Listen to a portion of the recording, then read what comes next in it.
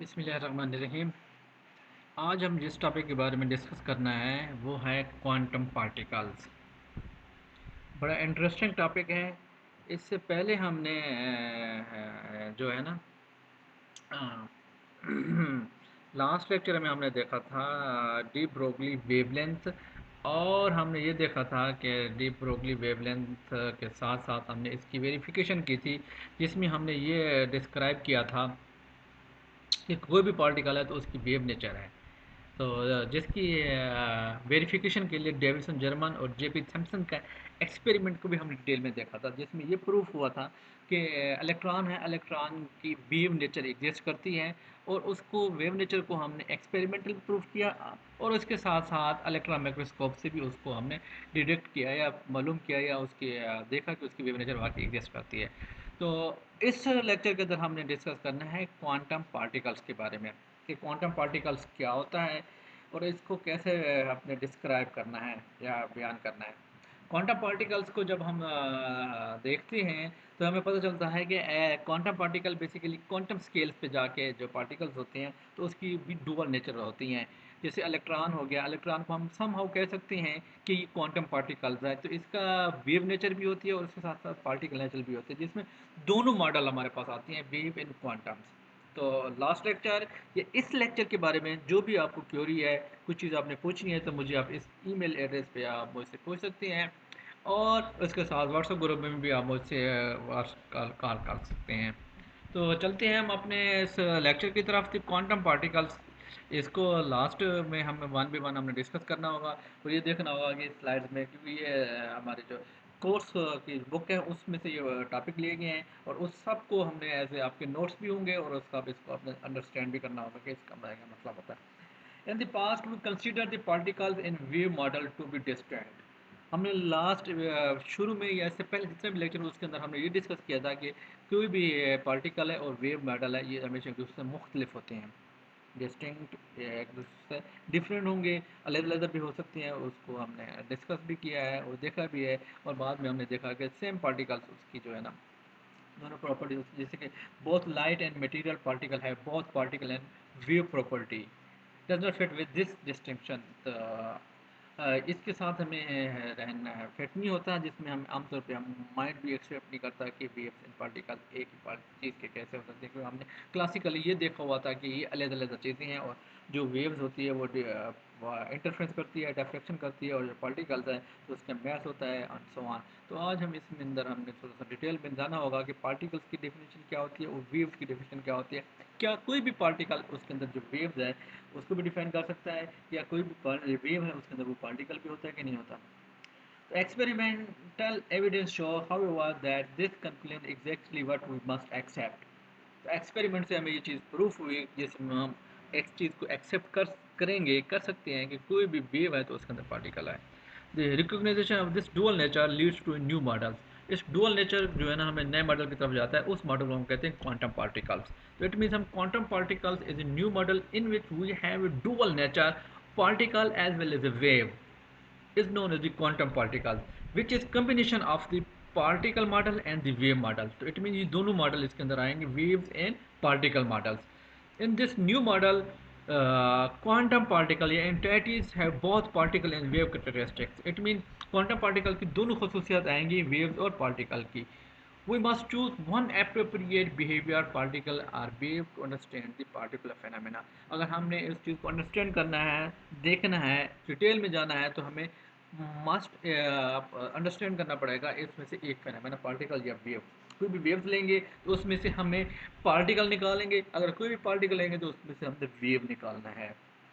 तो चलते हैं कि we shall explore this model in a way that might make you more comfortable with this idea.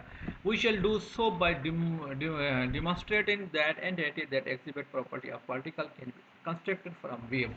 तो हमने वेव मॉडल लेना है, वेव मॉडल में से पार्टिकल प्रॉपर्टीज जो है ना वो हमने डिफाइन करनी है, बतानी है। अगर हमारे वेव में से पार्टिकल चीज़ आ जाती है तो इट मीन कोई भी पार्टिकल है तो वेव करेक्टरिस्टिक रख सकता है, और कोई भी वेव है तो उसमें से पार्टिकल नेचर एग्जिस्ट करती है। तो वेव मॉडल हम इसलिए ले रहे हैं कि वेव मॉडल से पार्टिकल कंसीडर करेंगे, तो इससे इसको हम स्टार्ट करने से पहले हमें कुछ पता होना चाहिए कि करेक्टरिस्टिक्स आइडियल पार्टिकल क्या होते हैं और आइडियल वेव्स क्या होती हैं। तो आइडियल वेव्स और आइडियल पार्टिकल, ये आइडियल है तो ये एक साथ एग्जिस्ट तो नहीं करता, लेकिन हमें इसकी खसूसियात का पता हो। जब हम आइडियल पार्टिकल की बात करते हैं तो उसका जो साइज होता है वो जीरो साइज होता है, और इसके साथ उस पार्टिकल जो होता है वो लोकलाइज इन स्पेस, यानी स्पेस के अंदर उसकी पोजीशन पाई जाती है। अगर स्पेस में उसकी पोजीशन है, वो लोकलाइज है, तो वो हम पार्टिकल कहते हैं। कोई भी पार्टिकल है तो वो लोकलाइज होता है, तो स्पेस में उसकी एग्जिस्टेंस होती है, यानी कि इट मीन वो एक्स एक्सेस वाई एक्सेस और जी एक्सेस के अलांग पाया जाता है। तो उसको हम कहते हैं localise in space in A quantum scale, यानी कि छोटे स्केल पे जाके हम उस चीज़ को एक्सप्लोर करना है या देखना चाहते हैं। तो इन द सेम वे इसी तरह हम बता सकते हैं कि आइडियल वेव्स क्या होती है। आइडियल वेव्स हमेशा सिंगल फ्रीक्वेंसी होती है और उसके अंदर, और इन्फिनाइटली लॉन्ग सिंगल फ्रीक्वेंसी होगी, और वो बहुत लंबी होगी। जब कोई चीज़ बहुत लंबी हो जाए, इन्फिनाइट तक चली जाए, उसकी लिमिट ना हो, तो वो अनलोकलाइज हो जाती है। क्या होती है? अनलोकलाइज इन स्पेस। इसको डायग्राम में 40.18a इसके अंदर भी देखेंगे आगे नेक्स्ट स्लाइड में कि उसको कैसे रिप्रेजेंट किया जाता है किसी वेव को। ये हम ऑलरेडी जानते हैं, वेव इन ऑसिलेशन में हमने देखा है। कोई भी साइनोसॉइडल वेव जो होती है वो किस तरह डिफाइन की जाती है। साइनोसॉइडल वेव के अंदर हमें क्रस्ट नजर आएंगे, ट्रफ नजर आएंगे, और अलॉन्ग एक्स एक्सिस मूव करती हुई नजर आएगी, उसको हम साइनोसॉइडल वेव्स कहते हैं। और localized and it can be built from infinitely wave as follows. जैसा कि इस एग्जांपल में ये हमारे पास जो ग्राफ है ये नज़र आ रहा है आपको, ये 40.18 है। ये an ideal wave for an exact single frequency is the same through out space and time. यहाँ पे वेव्स है जिसकी फ्रीक्वेंसी जो है ना वो सिंगल है, एक ही फ्रीक्वेंसी है। फ्रीक्वेंसी होगी, वेवलेंथ होगी, ये प्रॉपर्टीज़ हैं वेव की जिसे ऑलरेडी हम जानते हैं। Number of waves, number of pulse या नंबर ऑफ वेव पासिंग पर second is called frequency and time period. और फ्रीक्वेंसी एक दूसरे के रेसिप्रोकल होते हैं, और वेवलेंथ का हमें पता है, क्रस्ट का भी पता है, ट्रफ का भी पता है, ऑलरेडी हम वेव इन ऑसिलेशन के कोर्स में डिस्कस कर चुके हैं। तो उस प्रॉपर्टी को हमने यहाँ पे डिफाइन करना है, ये बताना है।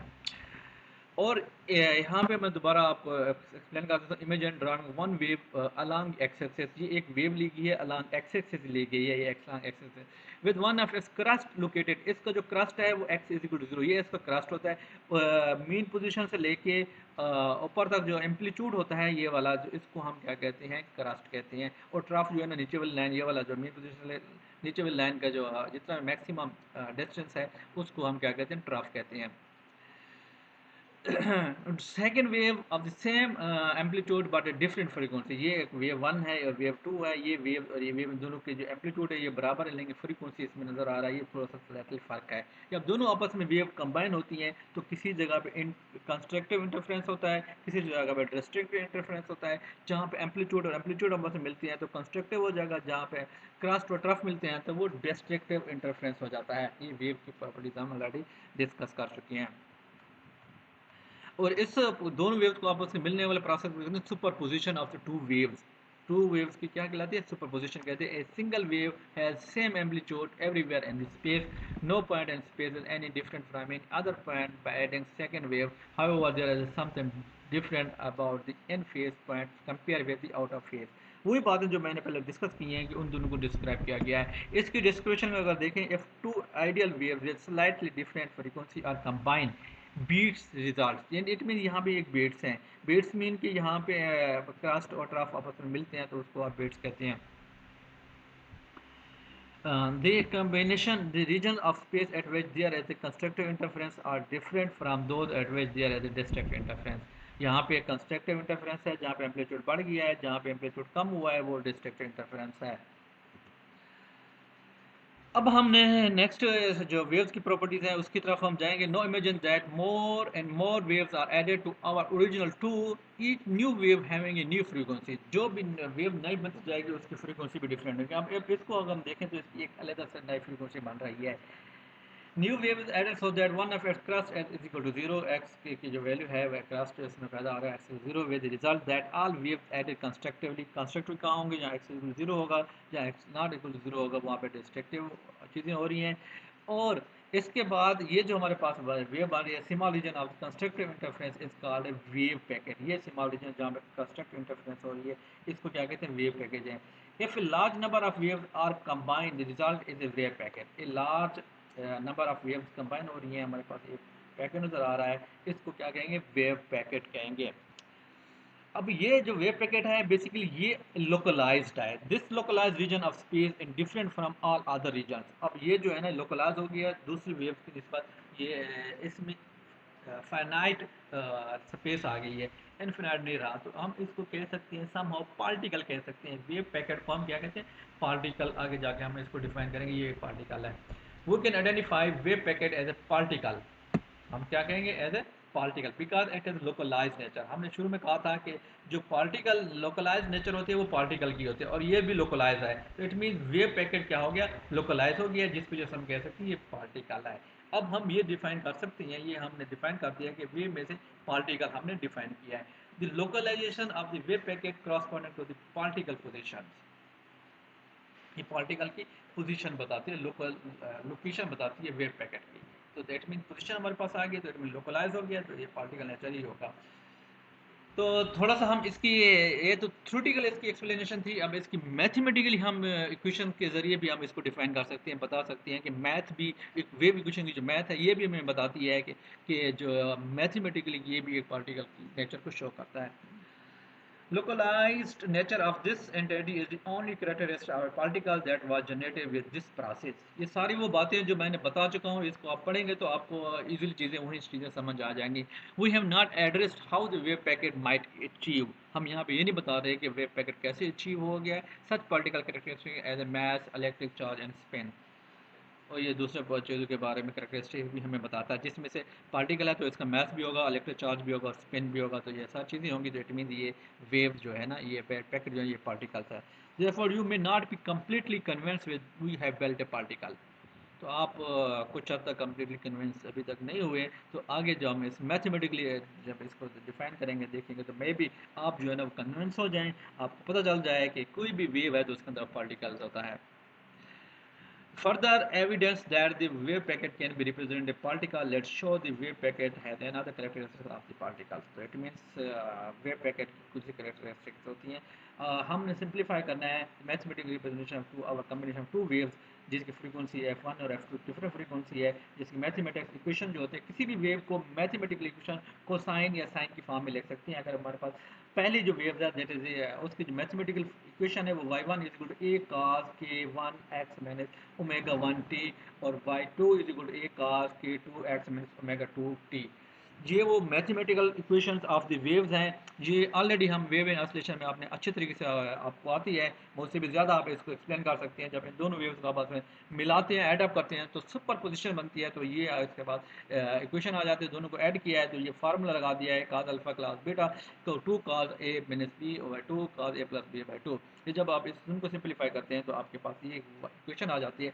अब यहाँ एक ब्रैकेट में यहाँ पे लिखा हुआ है, स्क्वायर ब्रैकेट में दूसरा ये इस फॉर्म लिखा हुआ है। ये तो एक सेकंड टर्म जो है ना यहाँ पे ये तो वेव की वेव नंबर्स है and frequency are equal to average of the values, ये वेव प्रॉपर्टीज है। लेकिन ये वाली जो टर्म है, this first term 2 cos del K by 2 K, ये ब्रैकेट में ये पार्टिकल नेचर को डिफाइन करता है। यहाँ पे हम अगर हम देखें इस इक्वेशन के अंदर, इस इक्वेशन को हमने 40.17 कहा हुआ है, जो मैथमेटिकल ड्राइव हुई है लास्ट स्लाइड के अंदर।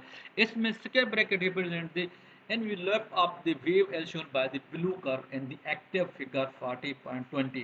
ये हमारे पास फिगर दी हुई है 40.20। यहाँ पे ये ब्लू कर्व नजर आ रही है, ये ब्लू कर्व ये बेसिकली ये वेव वाली जो कर्व है इसकी जो वैल्यू है मैथमेटिकली ये वैल्यू है जिसे हमने लास्ट इक्वेशन के अंदर ड्राइव किया था। अब ये इक्वेशन हमें बताती है, ये जो चीज़ है ये डिस्क्रिप्ट है the mathematical form of wave.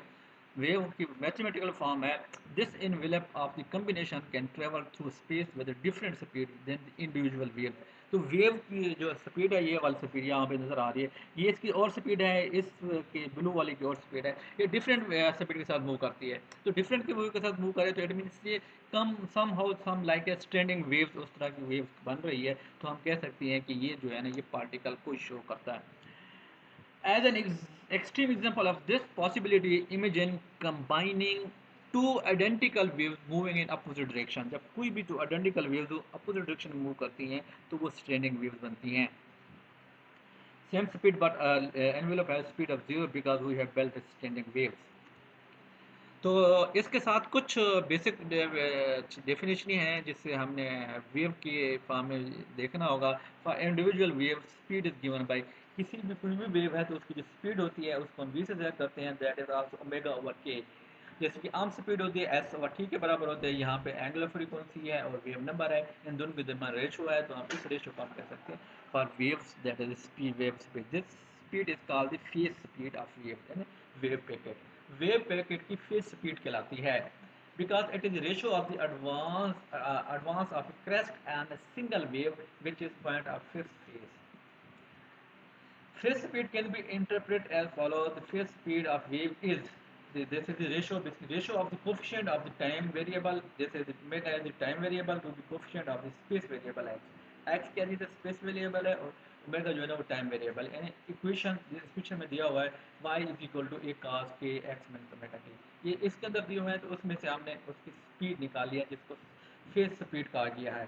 अब उसी इक्वेशन जो लास्ट इक्वेशन है 40.17, इस अगर देखा जाए तो वहाँ से हमने ग्रुप स्पीड की निकालनी, G for group, V for speed. Group speed जो होते हैं coefficient of time variable omega divided by coefficient of space variable T, that is also equal to del omega by 2 divided by del K by 2, दोनों के दरमियान ratio है, इनके coefficient को हमने ले लिया है। अब 2 से 2 कैंसिल हो जाएगा, del omega by del T, this is the change in omega. It mean ये सिंपल हमारे पास फेज स्पीड थी, अब ये ग्रुप स्पीड की फॉर्म में है, ग्रुप स्पीड कहलाती है।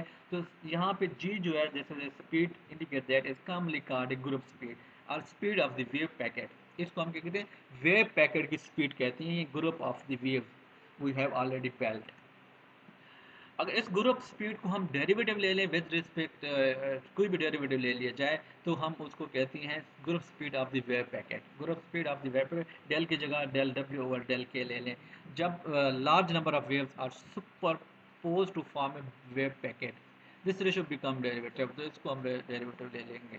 तो इसके अंदर हम इस इक्वेशन को अगर हम मल्टीप्लाई कर दें, एच दोनों साइडों पे मल्टीप्लाई भी कर दें और डिवाइड भी कर दें एच कट से, H cut basically that is also equal to H over 2 pi. H यहाँ पे प्लांक कांस्टेंट है, उसको अगर 2 पाई से डिवाइड कर दिया जाए तो एच कट के बराबर होता है। यहाँ पे एच कट से डिवाइड कर दिया, इधर भी डिवाइड कर दिया।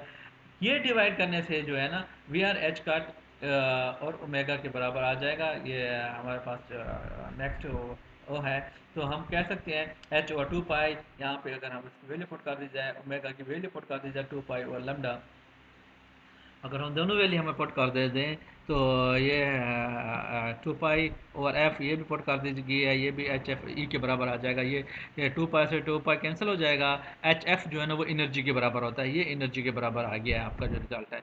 जब ये एनर्जी के बराबर आ गया है तो इट मीन जो ग्रुप स्पीड है ये किस चीज़ के बराबर आएगी, हमारी group speed in the same way you can also define as H cut, H cut over K, H cut के जो है ना हमारा किसके बराबर है, एनर्जी के बराबर आ गया।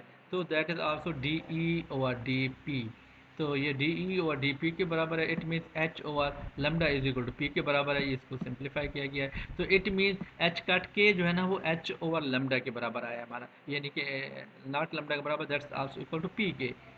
ठीक है, तो ये पी के बराबर हमारे पास आ गया है। तो इट मीन्स अब आप क्या जो है ना ये एच काट और ओमेगा ये ई के बराबर है, एच काट और के ये पी के बराबर है। तो ग्रुप स्पीड जो है, group speed of wave packet ये D E over D P इस चीज़ के बराबर आ गया। It mean rate of change of energy with respect to momentum, rate of change of energy with respect to momentum is called group speed, इसको हम क्या कहते हैं, ग्रुप स्पीड कहते हैं।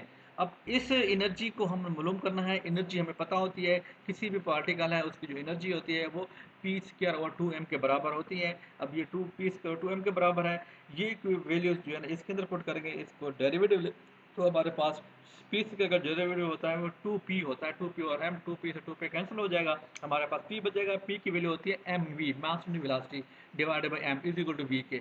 तो ये v के बराबर है, तो हम कह सकते हैं कि ये v जो है ये बेसिकली वेलोसिटी है। तो ये किसकी वेलोसिटी है, पार्टिकल की वेलोसिटी है। तो इट मीन ग्रुप वेलोसिटी हमारे पास जो थी V G, that's also equal to v, that's also equal to u। u हो गए या v हो गए, this are the speed of a particle.